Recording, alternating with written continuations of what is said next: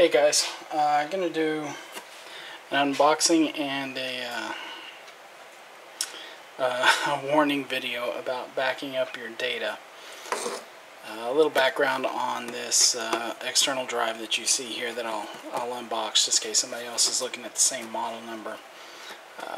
I've been backing up my data for going on 15, 16 years now, usually off external drives, combination of external backup sources drives, other machines configured with RAID, and my current machine configured with RAID.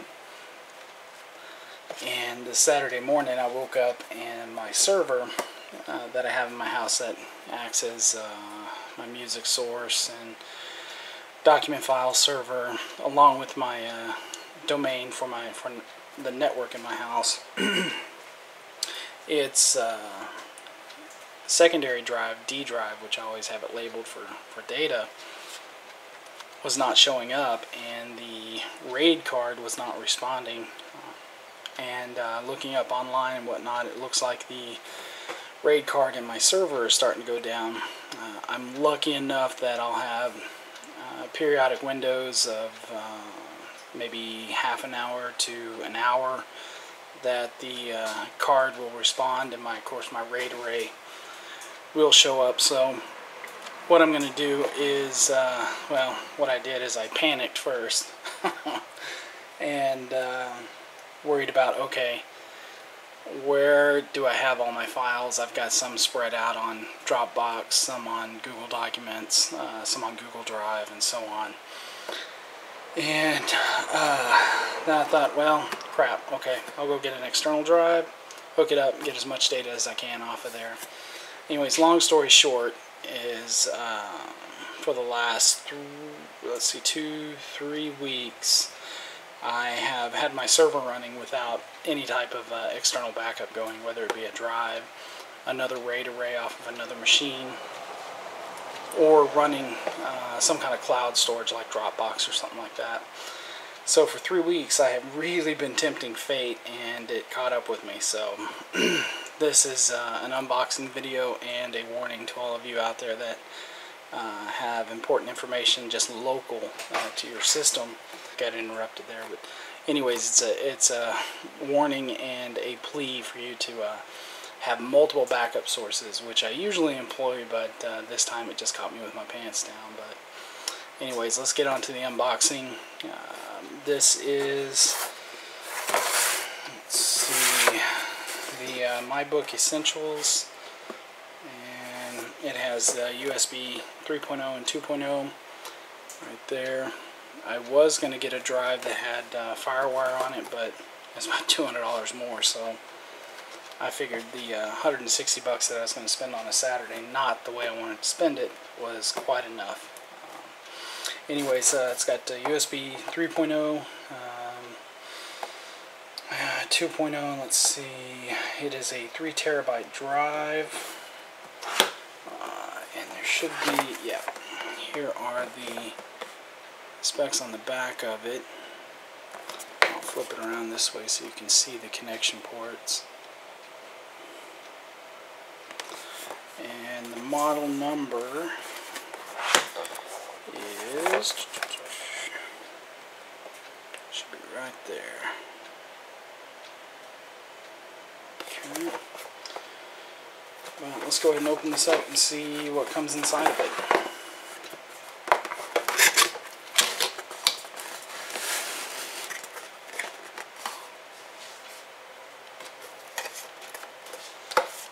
First things first, connection document explaining how to connect everything. Pretty straightforward. And it looks like it comes with a USB cable compatible with 2.0.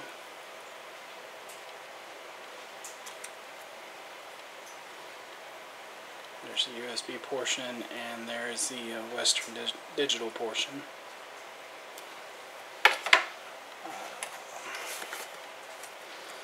A free antivirus, Total Defense.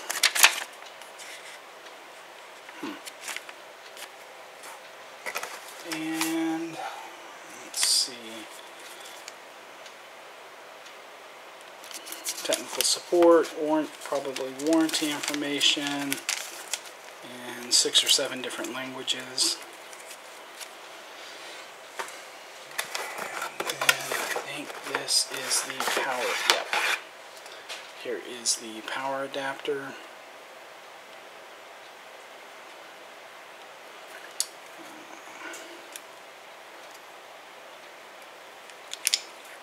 There's the back of it.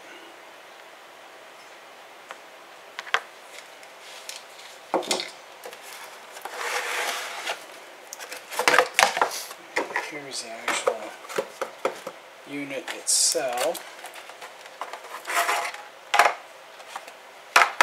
Standard look in my book. A little thicker than some of the ones I've used in the past. But typically I'll get the 1.5 terabytes drives and daisy chain them off each other. Here is the back of it.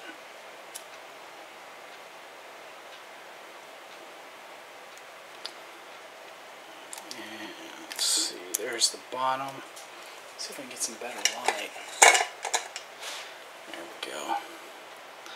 There's the bottom. One side. There's the front, the other side, the top. Let's go ahead. Interesting that it has a independent power button. This is the first Western Digital My Book that I've had that has had the power button. Let's go ahead and take this off and get fingerprints all over it. It's not going to stay pretty forever, right? It looks like it's probably an LED indicator, and I don't know if the video is picking it up, but it does look like there is the typical slot right there that shows the capacity and how much is used on the drive itself. But pretty okay finish. I'm never a fan of these glossy finishes, you know, simply because of that reason right there. Get fingerprints all over it and just typically looks kind of cruddy. But there you go. There is the Western Digital 3 terabyte drive. It has one hard drive in there. And one thing I'll probably end up having to do with this one is format it in NTFS, because I don't typically use the Western Digital stuff, their backup software or anything like that. I have in the past, like 5-6 years ago, and you know, it wasn't all that great, so I've just stuck with my homegrown backup utilities. But I think this one's going to work pretty well. Anyways, if you have any questions or need any further information on this, you know, just let me know. Post them in the comments below, and yeah, I hope this helps somebody jump off the fence if you're deciding on getting an external drive for your backups. You don't want to wake up on a Saturday morning like I did and have your RAID array fail, your RAID card fail on you on your main server.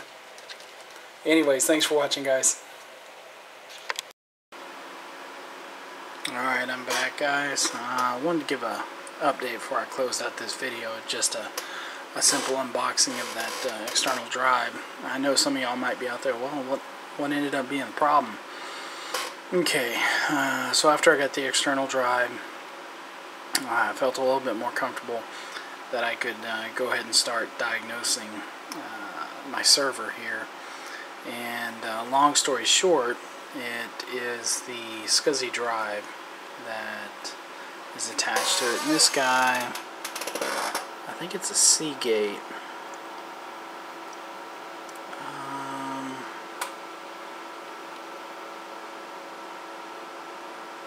Well, it doesn't say the model. At least I'm not seeing it. I don't see it anywhere on here. Anyways, quick background of the computer is I've had this for a while now, years and years, and it's just my home server that I have my music on, and I'll take some of my DVDs and rip them onto here just so I can play them throughout the house. And of course I've got Exchange for email installed on here for me and my wife. Share calendars and contacts, and of course use it on our iPhone and whatnot. But my biggest concern was my RAID setup here. I was afraid that my RAID card had failed, but that thing is a trooper. It's almost bulletproof. I've been really impressed with that for an end user RAID card that I think I paid under $200 for it. It has lasted years and years, and this thing goes 24 hours a day and has been up for, let's see, what is it, 2012, since 05, 06, so about 6 years, 5-6 years. So it doesn't surprise me that this hard drive, which was original to the computer, finally gave out. It was just a little 80 gig, I think it is. Let's see, 72.8 gig, 15,000 RPM. I think it is a Seagate. But in any case, the way I figured out it was a hard drive is, you know, it was flaky. You could boot up, log into the server. You could see the my RAID drive, access it for a little bit, and then the software for the RAID card itself would say that it detected a drive event, and then my RAID drive would disappear. I'd lose network connectivity. So what I first started out doing was I pulled all my accessory cards. I had a secondary NIC card in here for redundant networking, and then I had a FireWire card in here that I'd used, you know, about a month ago for my other backup system, which I decided to give to a buddy of mine. Which the long road, or the lesson from that is don't give away something unless you have something to replace it with. But anyways, went ahead and trimmed it all down, even took out my DVD drive, just had it as my RAID and my primary drive, and that was it. Booted it up. Seemed to last a little bit longer. I got about an hour of login time on the server. Started copying stuff over to the external drive that I did the unboxing of, and then the RAID card threw up and said it detected a drive event. So I tried to reboot it, and from that point Windows Server would just keep rebooting and rebooting and rebooting. So I thought, well, crap, okay. Tried to go into safe mode, no go. Tried to go into recovery mode, didn't like that. So then, kind of ghetto, I know, but I took an old laptop drive that I had and hooked it up to the SATA cable that I originally had my DVD drive hooked up to. Booted into Windows XP, no problem at all. XP actually found the processors, the SCSI ports, SATA ports, the USB port. The only thing it had problems with is it didn't have a driver for, of course, the RAID card. And, I didn't have internet connectivity. I didn't go that far, so I decided, alright, well, I don't have a spare SCSI drive, and I don't have a spare SATA hard drive, so what I'm going to do is tomorrow in the morning, because it is about 12 o'clock at night, it's, well, let's see, 12:20 a.m. Sunday morning, and I have been on this thing for way too long, and first thing tomorrow morning I'll run out and I'll grab the smallest drive I can. Let me show you what it does, just so you can see. Plug this guy in. Alright, turn it on. Watch the screen here.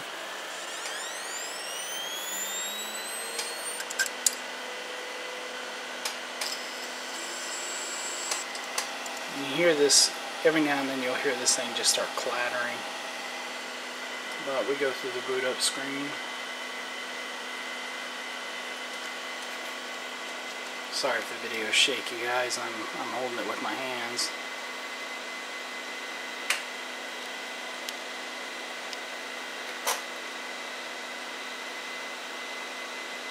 Takes a couple of minutes, a couple of seconds.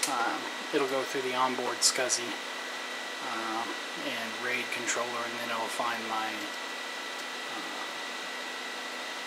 RAID controller card that I have in the PCI slot. That's one other thing I wanted to mention. I actually took the RAID card out and put it into another PCI slot just in case it was that PCI slot going bad. So there we go. It's found the 4 drives. Okay, that's fine because I unplugged my little laptop guy there.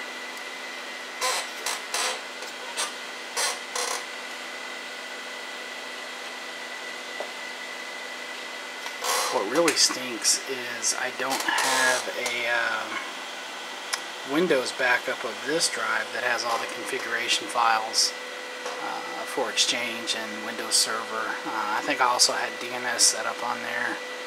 So once I get the new hard drive, I'll spend another day configuring that crap. But hopefully this helps somebody out there, especially if you had to get an external drive out of emergency.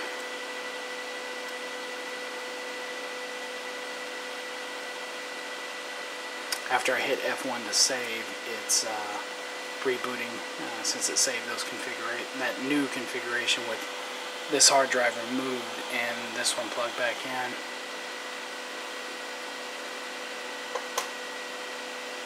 So it sees the SCSI drive and then my RAID array, and we get, of course, this hard drive. The failing one didn't start up last time when I had to shut it down. I'm going to tell it to start normally.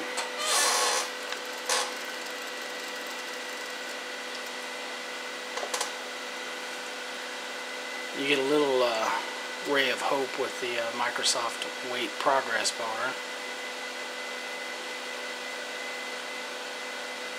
Hopefully, since I'm videoing it, it will let me log in, and at that point I'll try to grab some more configuration files off of it and put it onto the backup, the external drive.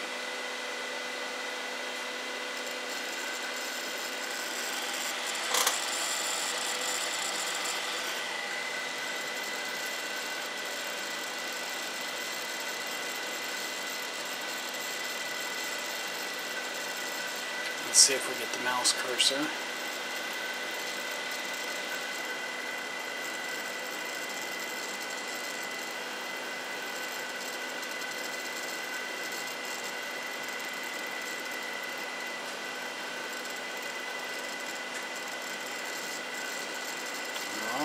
Oh, this is looking promising.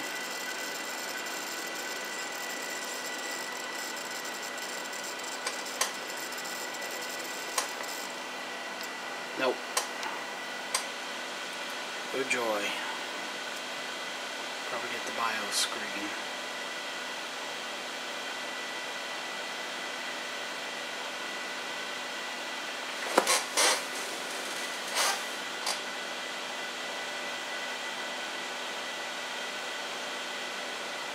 It's doing something.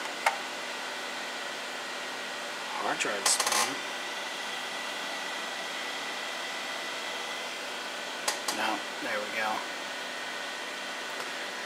Well, there it is, just constant reboot. No matter, even if I try to go into, just for giggles, I'll try to go into safe mode. And I always forget, is it F8 at the boot screen or F6? I think Server 2003, and with Windows Vista they changed it. I think it's F6 for the boot menu. Yeah, there it is. Alright, I can't do a repair your computer because I don't have a backup of configuration files. So I'll try to go into safe mode. I tried last known good configuration, and that was just no help whatsoever. But let's see if safe mode will give us something.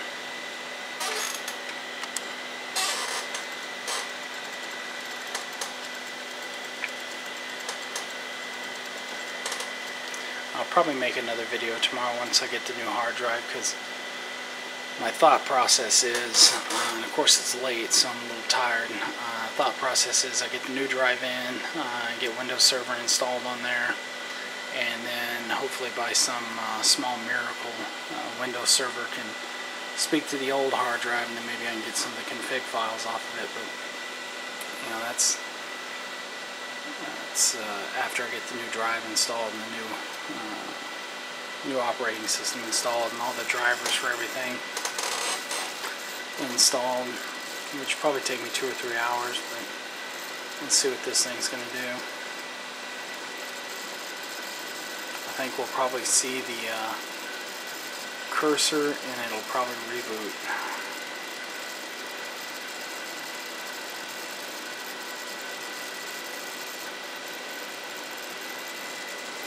And it does detect the mouse. I can move the cursor.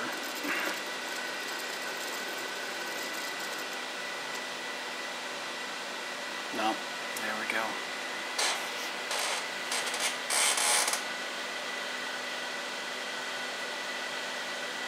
Those cameras having a difficulty focusing. Sorry, guys.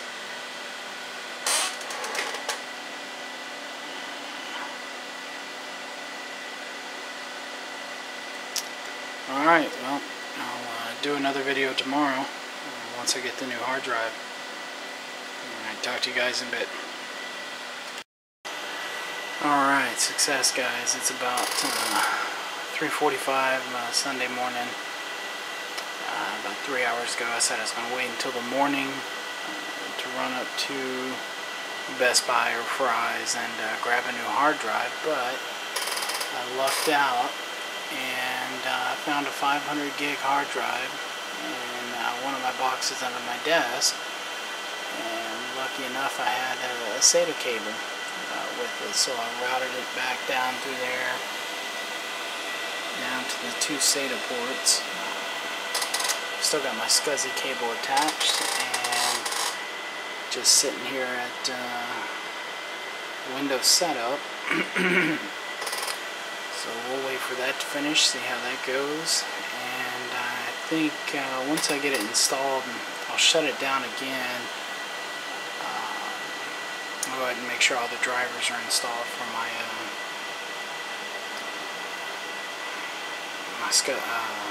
RAID card. Wow, it's definitely late. And then I will try to reconnect the SCSI hard drive and see if I can pull any data off of that with a working OS drive. But I'll keep you updated. I just wanted to let you know I don't have to spend any money on a new hard drive. I've already got one. This one is a 500 gig Western Digital SATA 2 7200 RPM. This one only has 16 meg buffer, but you know what, that's a lot better than what I had before, which was a busted hard drive. So hopefully I can get this up and running here in the next hour or so. Go ahead and get Exchange installed and get my email running again. Once I shut it down again, I'll probably clean up some of these wires. I definitely want to keep airflow at a maximum. I've got 2 bay fans, one that blows above, one that blows below, and one above. Going over my primary drive, and then I've got another fan right over here that blows this direction. Nothing really in front for the RAID drive, which I may end up putting a 120mm fan here, just so that I can have some airflow across these guys. But anyways, I just want to give you a quick update. This should probably take another 2 or 3 hours. This is only at 6%, and once I get this installed, I have a batch of security patches and whatnot I've got to do to this thing, but almost there. Long story short, at least this data is safe, and that was my biggest concern. That has everything on it. OS drive, not too concerned about. Spend a little bit of time, reinstall it, reconfigure some stuff, but I'll give you an update here shortly.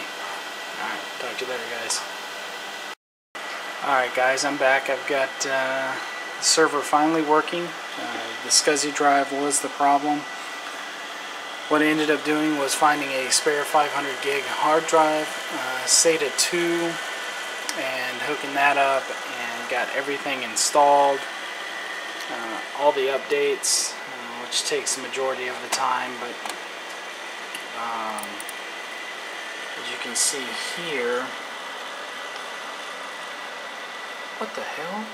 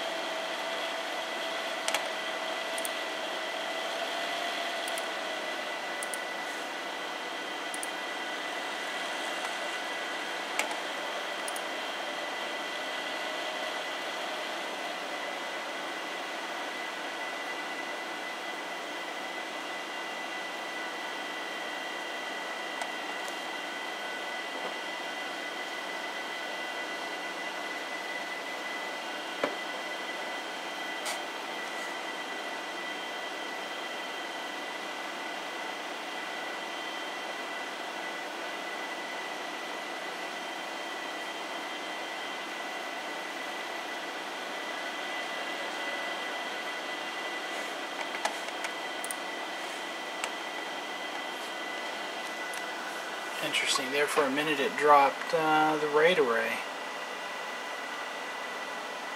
which is drive D there.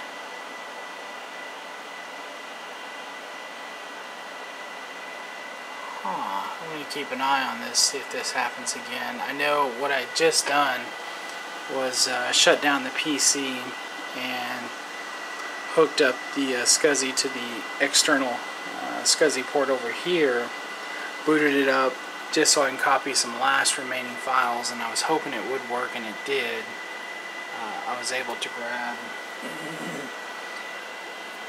some last files off that drive just in case it wasn't able to boot up again.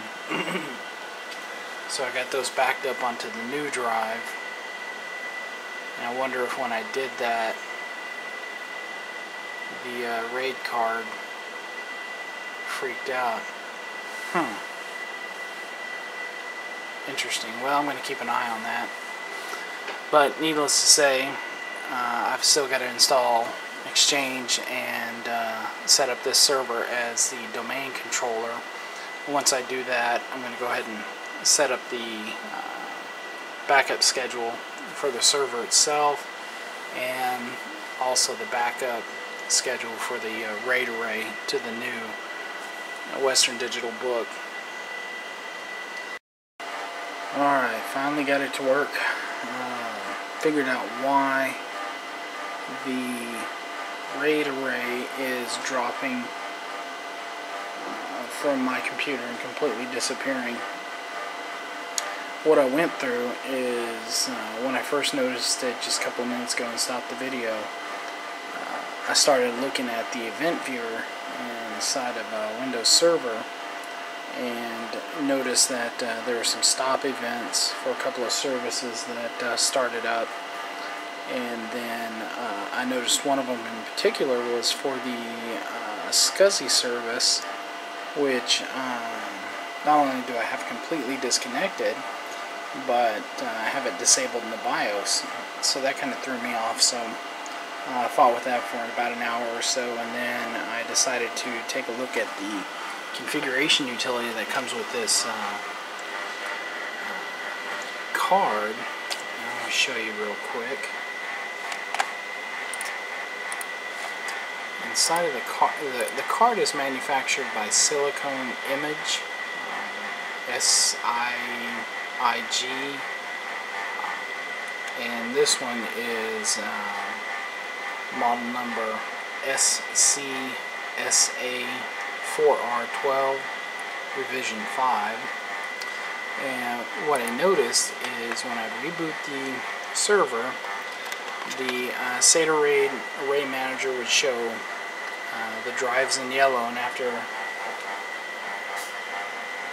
a couple of minutes of going through the documentation, I found that yellow was a warning state, usually when a drive is being rebuilt or re-indexed, and a couple of other things. So in the documentation it said that I can go to Window and open up Task Manager, and I saw this in here.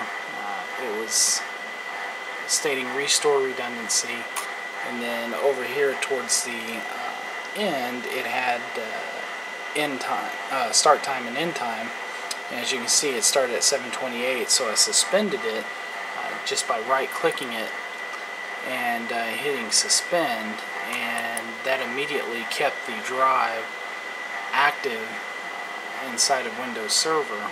So something with the software, when it's doing a restore redundancy, I couldn't find anything online or in documentation about this, actually takes a drive offline while it does that, and this is the first time I've ever seen a RAID utility do that. So I tried to contact their support, and it's only by email only for technical, unless you wanted to do sales or an RMA on the product itself. So I shot them an email, and of course I had to use my Hotmail email account since my email server, this guy, is down. So I'll wait to hear back to see what that is, but for the time being I've got it suspended.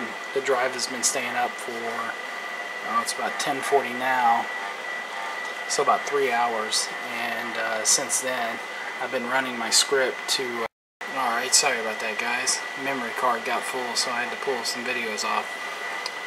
As I was saying, I've been running about 3 hours, and it seems stable.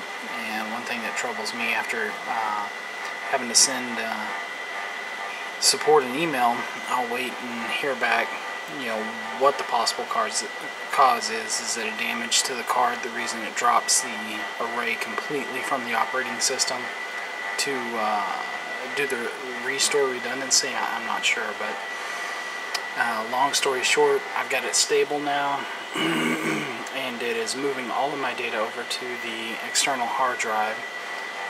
So here in a couple hours that'll be done.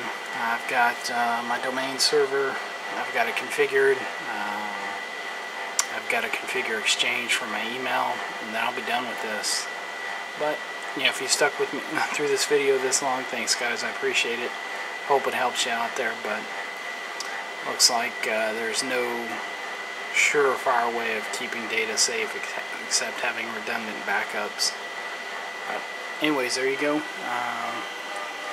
There's the end of this story. I've got it fixed and working, and what I'll probably end up doing after I get all my data onto the external drive is just going into the software inside of the boot up and just blowing away this RAID array, reformatting it, and just starting clean.